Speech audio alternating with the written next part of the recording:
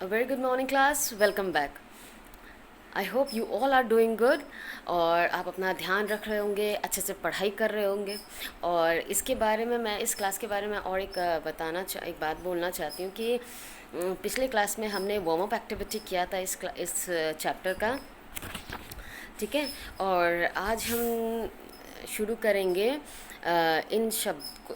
शब्दार्थ से शुरू करेंगे। मतलब कुछ शब्दों के अर्थ हम जानेंगे, उनका सही उच्चारण करना हम सीखेंगे और उनके अर्थ भी हम जानेंगे। तो what is the learning outcome of this chapter? Learning outcome ये होगा कि आपको कई शब्दों के अर्थ जानने को मिलेंगे, नए शब्दों का उच्चारण करना आप सीखोगे और उन शब्दों के अर्थ आप अंग्रेज़ी में भी जानोगे। तो आप 3 चीज़ें आज आप सीखोगे, नए शब्दों के अर्थ, उनका उच्चारण और उनके अंग्रेज़ी में अर्थ आज आप सीखोगे। तो शुरू करते हैं आज का क्लास। और आज हम सबसे पहले करेंगे शब्दार्थ।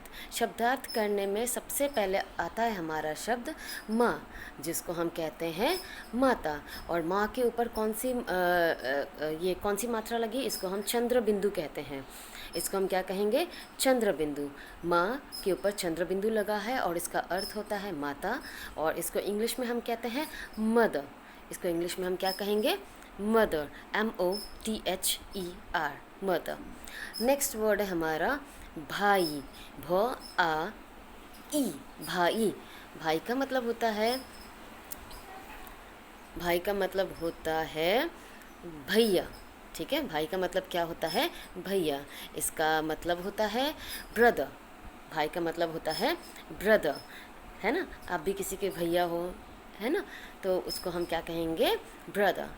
थर्ड वर्ड है हमारा विद्यालय। विद्यालय, इसमें ना द और ध दोनों लगा हुआ है। अगर आप इस वर्ड को ध्यान से देखोगे तो इसमें द और ध दोनों लगा हुआ है। तो इसको हम विद्यालय, द और ध दोनों लगा हुआ है, तो इसको हम कहेंगे विद्यालय। और इसका अर्थ होता है पाठशाला, स्कूल। इसको हम क्या पढ़ेंगे?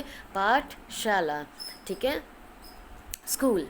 नेक्स्ट वर्ड है हमारा पुस्तक। इसमें आधा स और त लगा हुआ है, ये संयुक्त अक्षर के अंदर आता है। ये है पुस्तक। पुस्तक को हम कहते हैं किताब, यानी कि बुक।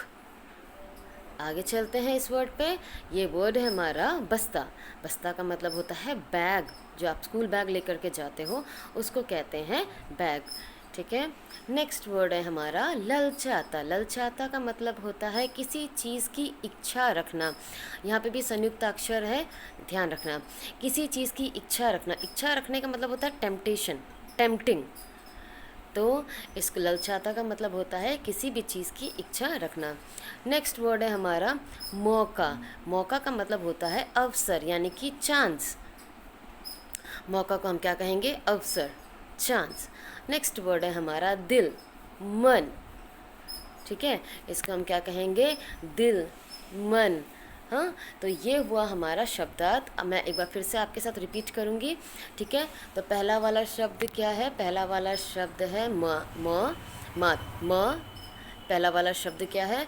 माँ, माता। दूसरा शब्द है भाई, भैया। तीसरा शब्द है विद्यालय, पाठशाला। चौथा शब्द है पुस्तक, किताब। ये वाला शब्द क्या है? बस्ता, बैग। इसके बाद वाला शब्द है ललचाता, यानी किसी चीज़ की इच्छा रखना। उसके बाद का शब्द है मौका, यानी कि अवसर। और लास्ट वाला वर्ड है हमारा दिल, यानी कि मन। इसको हम क्या पढ़ेंगे? मन, ठीक है। तो आपको क्या करना है? आपको इन सारे शब्दों को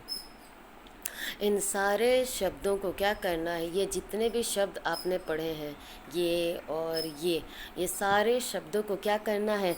मेरे साथ साथ रिपीट करना है आपको, ठीक है। मेरे साथ साथ आपको दोहराना है। और वर्ड्स काफ़ी इजी हैं, बहुत इजी शब्द हैं ये सारे के सारे।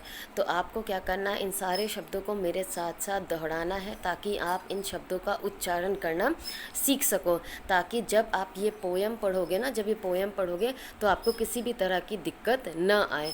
इसलिए बहुत ज़्यादा ज़रूरी है कि जब मैं आपको बोल रही हूँ, जब मैं आपको ये चीज़ पढ़ा रही हूँ, तो आप इसको मेरे साथ साथ बोलो, ठीक है। तभी जा कर के आप हिंदी को हिंदी में फ्लुएंट हो सकोगे। ठीक है, तो आपको क्या करना है, आपको इन शब्दों को मेरे साथ साथ पढ़ना है।